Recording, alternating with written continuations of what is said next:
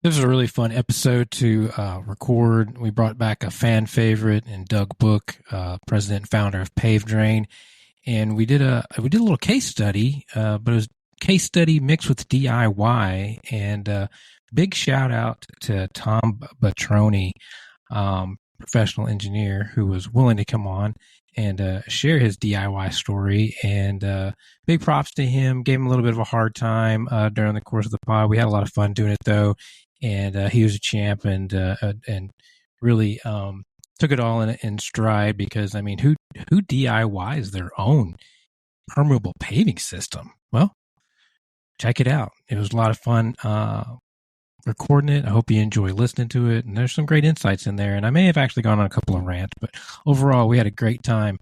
And I think you'll find it fun, just like we had fun recording it. Enjoy.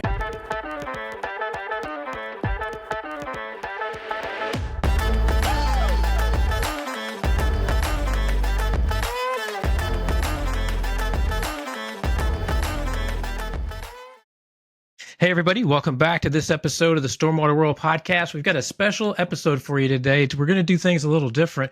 Normally, I just interview one person, but today we've got a great opportunity where we've taken stormwater and we're going to blend some DIY with some case study. We're going to mix in some PaveDrain. And the only way you could do that really is with an engineer. Because who else is doing that on the weekend?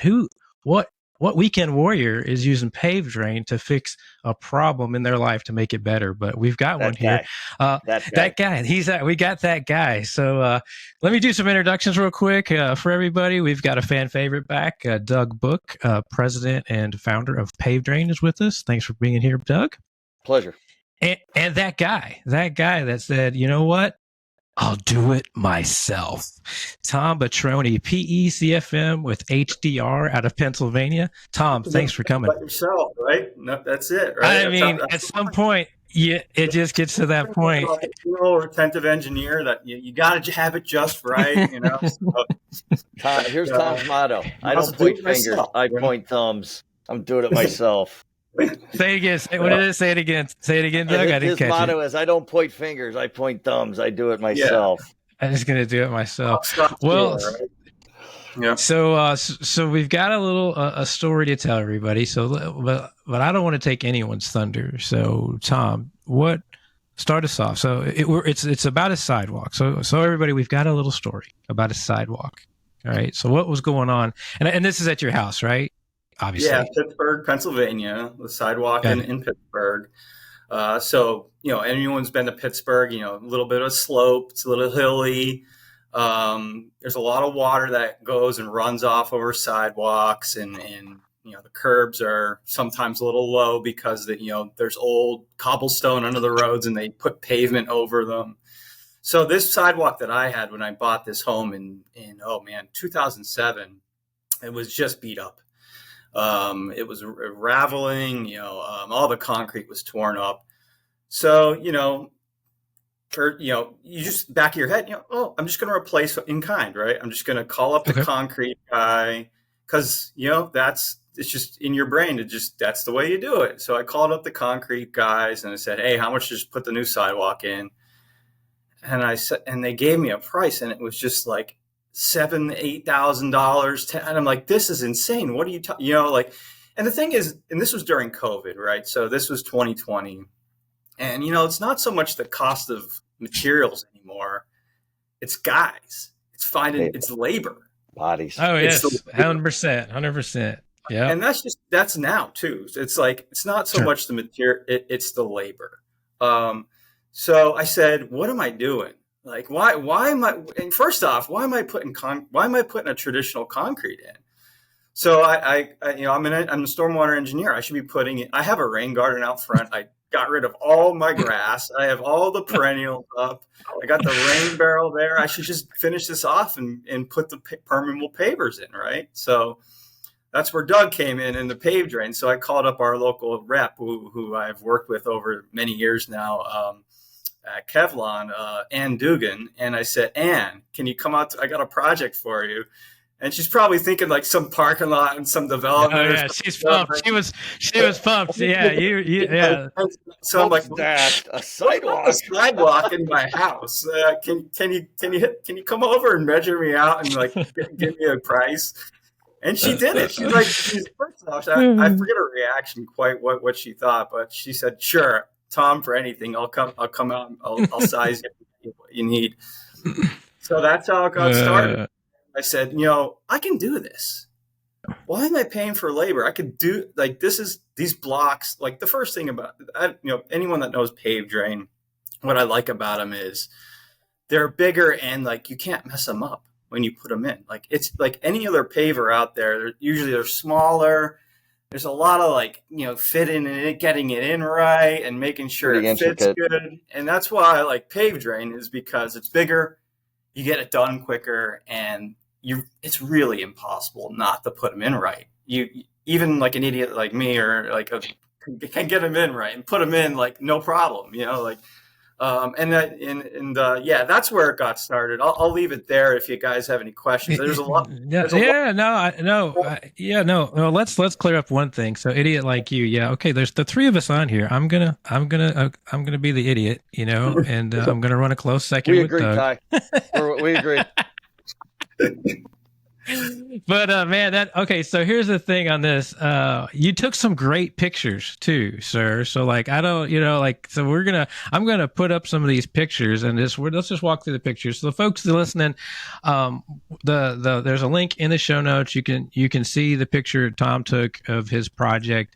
But these pictures are great. So I want to put them on the screen so we can just kind of walk through them, and then Tom, we'll walk through each picture, and then Doug, if you've got questions, because this is another unique opportunity as well. Like, everybody worries, I think, sometimes on presentations. I see it at conferences all the time. Kind of the reason why I started this pod or whatnot is they fear the salesperson. Oh my gosh. Here's the salesperson. Well, guess what? There's nothing to fear because we're going to bring you a lot of value and information here. But you know what? At the end of the day, yeah, Doug does sell. Oh, hey, spoiler alert. Doug sells PaveDrain. Okay, now that we've got that off the table, we can all free our minds, and he can ask the questions that he doesn't always get a chance to ask people from a manufacturer's standpoint on a situation like this, so that we can share that information again with you, all the listeners. So there's no way that you can purchase PaveDrain by listening to this podcast. Okay, you have to go do it on your own. The sales monster is not going to come get you. All right. So let me put that, let me put that disclaimer out there. Let me share these pictures with you guys real quick so we can walk through them. What do I want to do here? And again, I apologize for those listening. We're going to put them in the show notes, or you can watch the YouTube version. Hey, do that. Watch the YouTube version. Subscribe, link, comment, do all those things. All right, Tom. So here we go. Here's the sidewalk. Yeah. So we can kind of see anything you want to comment on there is pretty obvious, overgrown, pretty beat up. Yeah, pretty beat up. It's due for a replacement. Yeah. Tom, is that a combination of salt and water damage? Probably, yeah. You can see I'm on a here where it's a little bit of a sloped so yeah, definitely doesn't look new. Definitely. And so I think this then kind of shows, this is another one. So this is that section. Man, that section did take a lot of a beating compared to some of the other sections. Mm-hmm. Right. And this was from your email. Like you had sent that folder over, and I kind of like this one from far away just to kind of get another perspective. Any comments on kind of that? I guess this kind of just like this was a starting point. Slope. Yeah. Friday evening pictures before the weekend DIY started. All right, here we go. So you want to talk about how fun this part was, getting all the concrete out? So the original concrete guy that gave me the price for the full replacement, I called him back and I said, how much is to take it out? He's like, you just want me to take the sidewalk out? You don't want me to like put anything back? Like, no, just how much to take it out? $1,000. Like it was way cheaper than what he quoted me, like 7-8 then. So I'm like, right. Yeah, why don't you just take it out? So he's like, all right, I'll take it out. And he took it out, but I didn't know what the sub base looked like, right? And this sub base was what you find here in Pittsburgh. It's a steel town. Steel is sometimes you'll get slag underneath as a bedding material for sidewalks, and that's what it was here. So I had to dig all this. Unfortunately, I dug out all this. Like, there was probably 3-4 inches of old slag material under here that was not good sub base to like put down. I mean, it probably could have been all right on pavers, but honestly, I don't want to be infiltrating through the slag and like putting water through that slag. So I did dig this out, and I found a place to tuck it in my backyard underneath one of my porches. Put it underneath like the porch of my. Time out. Yeah. What? Is there any permitting? Like, did you just do this? Like, do you own, like, how does it work where you live? Do you own that sidewalk? Is that technically the city sidewalk? The sidewalk is a public realm, but I'm responsible for it. So all that material is mine. So it was already there. So it's basically, I'm just, moving it to a spot that's not in my garden. It's underneath my front porch in a pile, like in a small pile that can't get rained on. He did it like in Shawshank Redemption. He's got pockets of it being dribbled all over HDR. Yeah, he's just dumping it in the yard. All over his yard. Well, I mean, because I don't know. Like, we did something similar at our house for our walkway, and then we had tore up some sidewalk, and I didn't really ask the city for any permission. I just put it back, right? It's all back the way it was. So I thought, well, they can't say anything because we put it back. But I would assume that, hey, kids out there, like, check your local ordinances before just tearing out your sidewalk in front of your house. It's pretty true in the country that everybody is responsible for the sidewalk, and that's why you got to shovel it and clean it and all that. So, all right. Yeah, and another thing is with pavers, it's like not every community will even allow pavers, but my community does. And I did check those ordinances, and I made sure, like, hey, I can put these in. And that's really all due to we have like a great watershed organization here that I want to give a shout out to because I'm on the board of. So I'm plugging this watershed organization who wrote this ordinance to make sure that I can do it. It's called Upstream Pittsburgh, and they worked with the local council to make sure that residents could put in pavers and stormwater management practices on their property, private property. So shout out to Upstream. They got me. Basically allowed me to do this. Yeah. Cool. Hey, well, so if you don't mind, shoot me a link or shoot me something. We'll make sure we incorporate that into the show notes for everybody, so they can go check out that organization. Yeah, all right, let's keep going here. Link too. Yeah, they're great organization. Yeah, exactly. Yeah, that's perfect. All right. Yeah, so there's a piece of the flag. One of them. Yeah. So that's just a good like close up of what you were fighting, and this is all you, right? This is just you yourself? No help? You didn't? This was a wheelbarrow and a shovel. Yeah, this was a wheelbarrow and a shovel just to dig up the first few inches. That's all it was. Thank God it wasn't too deep there. There's the fresh soil, getting down to the fresh soil. So wow, string lines. Yep. So we got our string line out. We've got our depths, and so in fact, I think the next one is we got a depth check. What are we looking at there? 9 inches deep you went down? 9. Yeah, just checking the depth along, going along the string line, making sure that it's level. Nice and level. Okay. So we're on step 3, step 20. Okay, here comes our geosynthetic now, right? So what did you use here? Yeah, that's just your typical membrane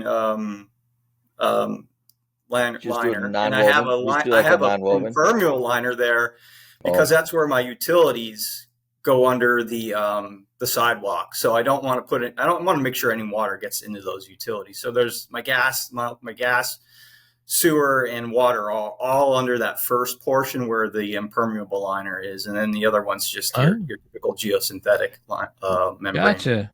Yeah. Gotcha. Doug, you were saying something? Did you have? Yeah, we had a homeowner use Visqueen plastic and just double it up underneath there to keep that shed that water off. That's just a really thick tarp there. That's 2 thick tarps right there. That's all I put down. Yep. So it'll work. Nice. All right. Let's see Rock here. next. Oh, delivery day. Delivery So, day. yeah, One pallet. another shout out to Ann and her team, right? Is that what And that's where you Dugan, got this from? Kevcon. And Yeah. Dugan. Power She was block driving a out of truck, I think, up Pittsburgh. there too. She might have been. I don't even know. She is maybe. the She jacket does of all everything. trades. She's amazing. She is. But, All yeah, right, cool. one pallet. I got one of those, I think. Yep, and they dropped it right on the doorstep, right there. You can see it to the right. That's service. Yep. And so you got the gravel, the aggregate from them as well, or no? Do you get that That from was a somewhere else? landscaping. Yeah, I got like a half a yard or something from a landscaping company. Like, I don't know, $100, whatever. Gotcha. More wheelbarrow work there, Tom, getting that all. Not really, out? because I had them pile the stone up right behind the pavers, and all I did was shovel it from one to the, smart man. Yeah, there was How really many hours? How many hours are we in right now? How many hours, days, whatever? How long are we in now? Where's our timeline? So the demo and the shovel, the demo and the shoveling was by far the longest part. Was the contractor taking out the sidewalk? That was a morning. And then it was probably that afternoon and the next day I had to shovel out that slag urban fill that I got out of there. And then I think it was that sidewalk was open for a week until I got the delivery till the next weekend, I think it was. So Gotcha. I just had that roped off with caution flags so people didn't go down the sidewalk. And then that showed up, I think, on a Friday. And this is probably me getting started that Friday. Nice. Yeah. So you're talking maybe this right. is probably the second day. If everything showed up exactly the next day, like on time of the same day, this is probably a day and a half into the project. Tom, I feel like there's some billable hours in this for you to be able to do this to some client for experience. Oh here, my right? gosh, we don't talk about those things. So see what I'm saying, Tom? See what I'm talking about? See what he brings up. See what he brings to the table about getting canceled. There we go again. Canceled again. Definitely MS4 credits right here for my oh, yeah, right. Yeah, for your borough, I mean, public education, you needed to put a PR thing together. You should have had the news crews come out. I'll give this one a freebie. Yeah, this is a freebie for the MS4 credits. But pro bono. When you build these, obviously you want to start from the sidewalk and build out. So I wanted to build out from the front steps, start there, come out towards the main sidewalk, and then go outward. Start at your fixed spot and move out towards the non-fixed spot, right? Yeah, so you don't want to start at right, and then then you get to the sidewalk, and it doesn't fit through, then you have to redo everything, right? So start at a fixed spot, come out, and then build down to the main sidewalk is definitely the way to go. So did you have to do any cuts? Yeah. Did you have to do any cuts? Did you have to cut any block? No, like I said, everything worked. Ann came out, she measured it up. She drew me up a little sketch. Said, here's how it's going to work. Here's how many numbers are going to go this way. Here's how many numbers are going to go that way. And nice. It's like Legos. Yeah. Perfect. Hey, what kind of tree is that? Those are pretty. As I'm a squirrel, I'm pushing everybody to YouTube. If you want to see how pretty the trees are in Thomas' front yard, they're pretty. What are those? That's a trumpet vine right there. It's great. Hummingbirds will come all summer. Yeah. They grow like crazy though. I can't recommend them because they go nuts. They grow. Oh, really? They're pretty. Oh man, that's a pretty tree. But they're really pretty when they're in bloom. Yeah. So. Oh man, I like it because when you just said the hummingbirds, I definitely like my hummingbirds. All right. Oh, here we go. Here's the boss. Yeah, that's the boss. She helped me. Yeah, my wife did a great job helping me too. So she was doing this right along with me the whole way, putting them down, and we were taking turns. I'd take a break. She'd do a little bit. I'd do a little bit, and the dog, cheered us on there in the back too. So she's super smart, and she's super smart. She's passed on the slag removal step. Slag removal. She was real busy that day. She had something better to do. Or something going. Man, it's looking good. Doug, you got anything on your end? You know, I, like we get it. We're getting into more and more of the residential work every year. We're doing more driveways. Most of them are heated driveways. We're getting more into the sidewalks around the country. The whole, yeah, every little bit of concrete that is out there, it's impermeable. It's got problems with salt and all these other issues and cracking and all that. And our cracks or joints are built right in, if you will. And the corners of everything are ADA compliant, rounded around everything, and it can be used as a sidewalk or a driveway or whatever. We got patios that we've had homeowners start to put in. So it's starting to happen. I was pushing away from it for a number of years, and then some of my sales guys started saying, dude, we got to get into this residential market. It's real. People want to do this. They want to contribute. They want to do their part. And we're starting to see it. So who am I to say no? yeah, I think there's some stuff going on in Houston now too, and with if you touch your, I'm gonna get this wrong, everybody. So don't at me, right? Just go look it up yourself or whatever. Feel free to correct me in the comments. But something going on in Houston that like you can't, if you start touching stuff, or you have to put in underground attention on a residential level. Yeah, we're seeing it in many states that we're getting. Yeah, so the driveway opportunity for you would be, the hardcover issues out there. So if you have an existing lot and you have a huge roof and you want to add a patio and an impervious surface on, cities are going, you can't. You got to do something else about it. And I think this is a good opportunity too to remind everybody.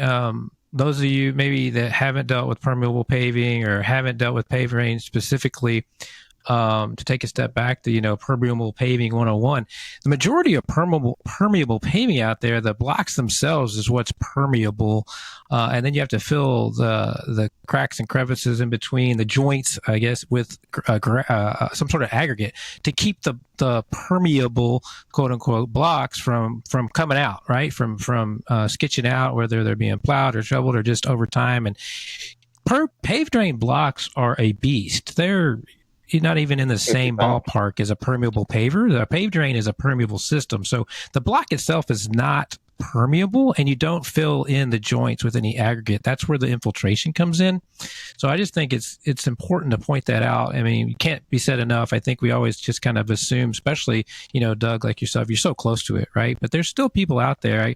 I remember 12 years ago, I was the young guy at these conferences, at Stormwater conferences, and now I'm not. And so there's all these new folks, and they just, they need to be, they don't know. They don't realize that it's a complete permeable system. It's the reason why Tom put down the geosynthetic. It's the reason why the aggregate went on top, and then the blocks go on top of that, but then they lock in, right? Which makes a huge difference, versus other permeable pavers out there that are not what I would consider a system. If either of you want to kind of chime in on that, go ahead. I just thought it was a good opportunity just to kind of remind everybody of the basics. No, I think you nailed it. Yeah. And what I like about, you said they're bigger blocks, and I that's what I like about the PaveDrain is like, it's not as many intricate putting together little pieces of smaller, like they're hefty, sturdy blocks that's why I chose this product over maybe another paver product, but it made my life easier, I think, by using PaveDrain. And I wanted to kind of say all of that so we can segue into this photo, because I know what you're doing here. At least I have a good guess, because I don't know. I mean, I know you're a civil engineer. I know you like attention to detail, but I'm pretty sure you're not cleaning off every individual block right here. I'm assuming you're sealing the blocks. Is that correct? That's right. Yeah, I know there's a stereotype around there that we're very anal retentive about every little thing. But this was no. Who says that, Tom? Don't worry, I take shots. I mean, come on. I'm kind of sick of it. I probably should stop. I know I should probably stop. I probably don't have a lot. I probably I take shots at engineers all the time on this podcast. I apologize. My wife, I love her to death. She's a civil engineer, and I'm probably more OCD than her. So there you go. Yeah. But So this was a sealer product that, just off the shelf, putting down just to winterize it, protect it from salts, basically. We're gonna need to salt this. Although I look back on it, and if there's one thing I thought of, but man, how cool would it have been if I would have put in that radiant heating though through this thing? Yeah, I'm like, why did we do? Why did my we? feet up, having a coffee, watching them? That would have been great. Right? Watching steam come off of that thing. I really missed the opportunity there by not putting in that radiant heat sidewalk. But anyway, Next time, next house, next driveway, next house. Yeah. So I won't go into it, folks. There's another version of PaveDrain called heated PaveDrain. You can check it out on their website, pavedrain.com. But it's pretty neat, pretty useful in a lot of different applications. Helipads, sidewalks, anything driveways. That really doesn't need to have ice. Yeah, driveways. There's all kinds of applications in the north where you could use that. But what he's doing here in this image is he's sealing the PaveDrain so that water will beat up and will preserve the plane drain. It's almost kind of a maintenance application, and it's important to note because, again, with other permeable pavers, they are permeable and you can't clog them up with sealant, right? So whereas the PaveDrain system, again, the infiltration goes down the cracks, so you can seal the actual block itself and save yourself a lot of exactly. After it's been any other comments on that? I should have just let you run with that, Doug. Any comments on sealing and maintenance on that? We push it so hard across the country in the northern climates with all the salt. It's so detrimental to everything, and it tears everything apart. We don't put it on like Tom's wife with a sponge when we're going out on these big jobs. We have sprayers and we have guys with backpacks and they're sealing it and spraying it on, and they can get thousands and thousands of square feet sealed after it has been installed, which is pretty cool to be able to do that, because it helps retain color if you have a colored PaveDrain block there with you. We have several different ways that we go about sealing: solvent based, water based, and then another product called EnduraBlend, which is like a truck bed liner. Spray it on once and you're never going to touch it again. All the other sealants you may have to do every 3 to 5 years, kind of depending on the use and amount of salt that gets put on there. So, but yeah, here's a good shot to show you the gap in the joint to see where all the water's going to flow. So that's kind of cool. What's going on here? I mean, is this during the installation or? So here's what I do once a year. I have a lot of like I said, I have a full-on perennial garden. I have no lawn. So I get and I have a lot of trees in my neighborhood. So I get a lot of organics that do get into these cracks. So once a year, I thought that was a video that would play, but maybe it. And I may have saved it down badly. I don't know. Yeah. It wasn't a video. Point is that there was that one pick with the screwdriver there. So every year I just get a small screwdriver and I go up and down the sidewalk and I look and see where there's organic and sediment buildup in the cracks, and I'll just give them a clean with a quick screwdriver, pop it out, and then I come through with the shop vac and I just just suck it out. It's probably about a 2-hour and 1 hour job to just revive it and get it back looking nice, get all that crud out of the joints. Nice. So that's what these picks are. You were doing some annual maintenance on it, but it probably function another year before they need to be clean, but I just like to keep them looking nice. They look great, so that's why I do it mainly.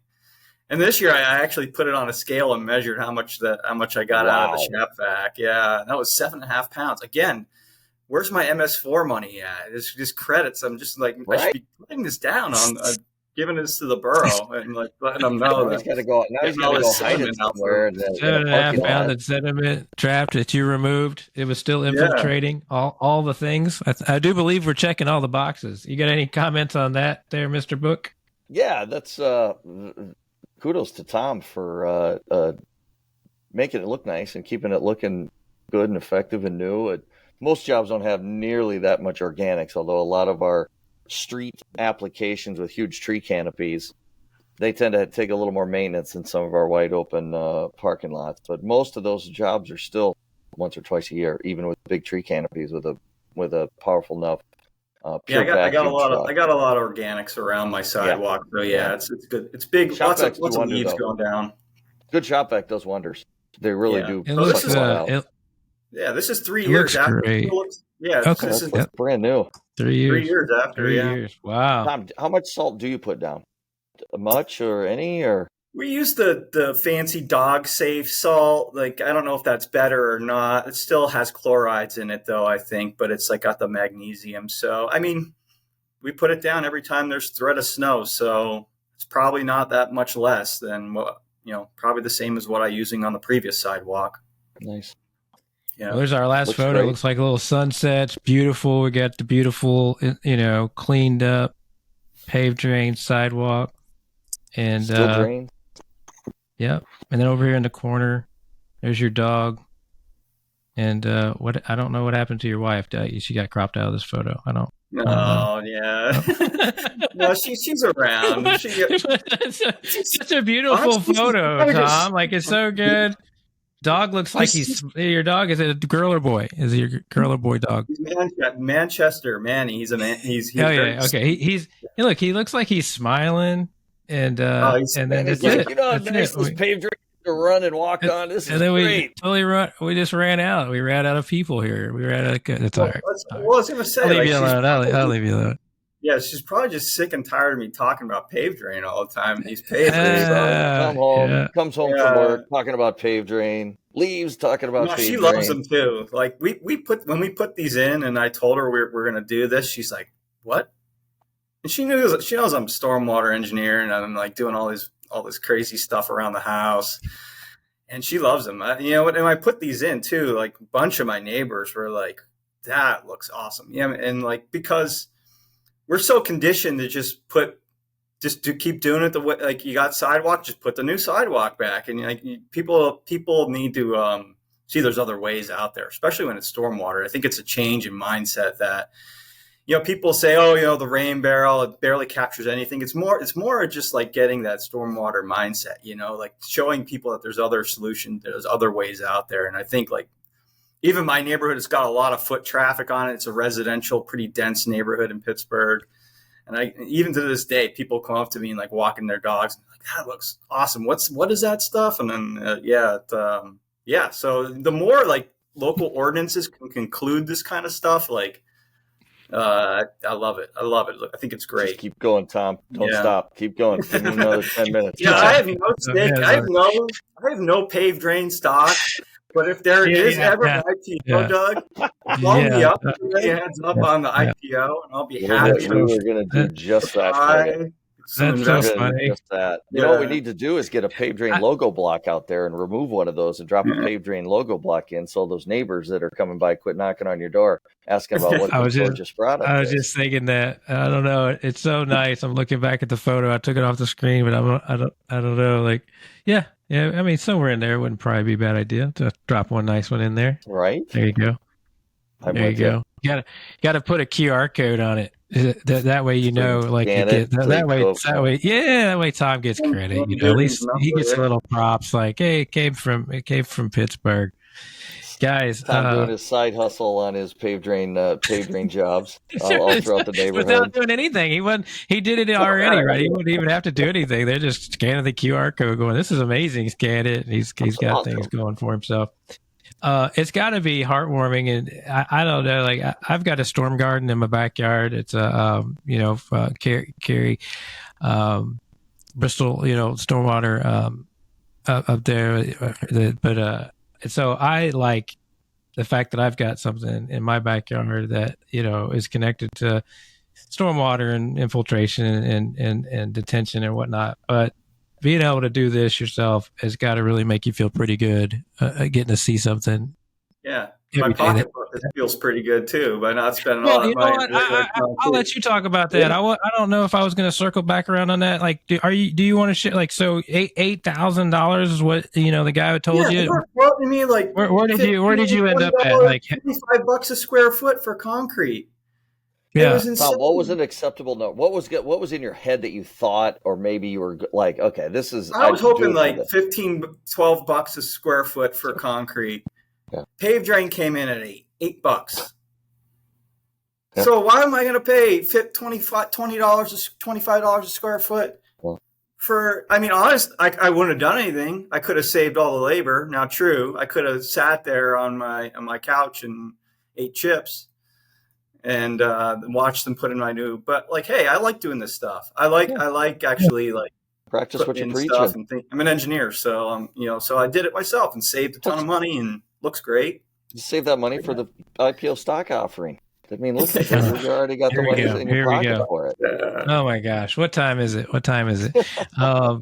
Yeah, guys, I think it's enlightening. I like to remind everybody what, and have people see what's out there. And the fact that, you can DIY it is that's just the icing on the cake to me. But you don't have to. Obviously, you can reach out to PaveDrain. They've got people all over the country that can help you out. Small projects, all that kind of stuff. But I just thought this was a great opportunity just to have a conversation and kind of go over what's really cool, especially since the proof's in the pudding a little bit, because it's a 3-year. It's not going. He didn't put it in last week. He put it in 2020. So 3 years looks great, works great. People love it, and I really appreciate you guys taking the time out of your day to come on and talk with me today. Any final thoughts? Anything just in general? I know you talked about upstream Pittsburgh, Tom. Any other just things in the stormwater world you just like to have a soundbite out there for the folks up and coming in the industry? Just feelings on stormwater in general. Not to put you on the spot, but if you want to share anything before we. I just think, especially public utilities now and MS4 and CSO communities, I think, a lot of us engineers realize it. And there's a lot of people are doing stormwater fees out there, and the public's getting more knowledge of the importance of stormwater. But the other big component is the majority of our impervious surfaces are not in the public realm. They're not in the street. They're on private land. This is where if we want to make a dent, this is where we have to look. I mean, I think it's small chips it's small dents at a big surface, like we're chipping away a little bit at a time. And it's going to take a while. Obviously, it's a lot of homes, but I think the more you can have local ordinances that allow this kind of stuff, and the more that we can think like, hey, there's other ways than just putting back your concrete sidewalk. And they could be cheaper if you're willing to put in a little labor, especially with the cost of labor these days. Like, it's crazy. Contractors need laborers. They can't find good laborers. So the cost of putting in things is way more than actual buying the materials. So that's really what the market is right now. And I think there's just great opportunity for products like this on private land. Yeah, private DIYers. Yep. Right. Doug, anything? Awesome. Any final thoughts? Yeah, Tom hits on a good point about the private side of stuff. We're involved with a group out of Milwaukee right now. At Milwaukee Metropolitan Sewerage District is putting out a funding mechanism for private landowners to implement things like PaveDrain in their parking lots. The problem is it's tough to get to the private side because they own 90% of the impervious surfaces around Milwaukee. It's hard to find those individuals and who owns this and how can we make their life better in a certain degree with some of their parking lots, because the asphalt parking lots and a lot of concrete, they just don't last.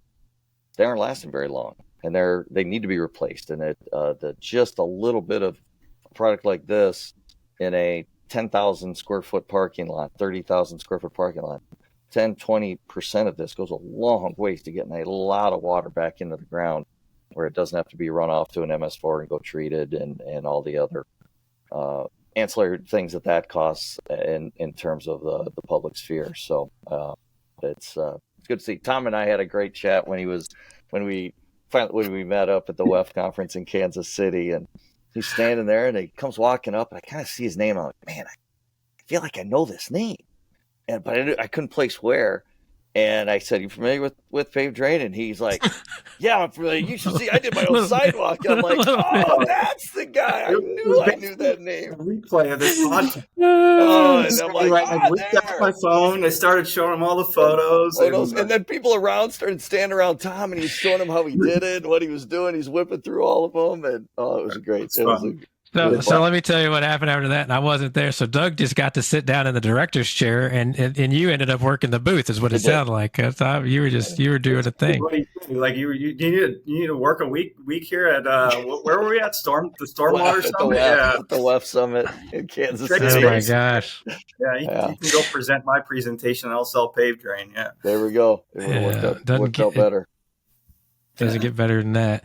Gentlemen, thank you guys so much. I really appreciate you coming on. And we'll talk to you later. Thanks so much. Thanks for having me. It was great. Thank you for listening to this episode of the Stormwater World podcast. Do you have something you'd like to discuss? Do you have an opposing opinion regarding something you heard during this episode? Let's talk about it. Click on the link in the show notes to sign up for a future episode. I'd love to visit with you about what's happening and how you see things unfolding in your stormwater world.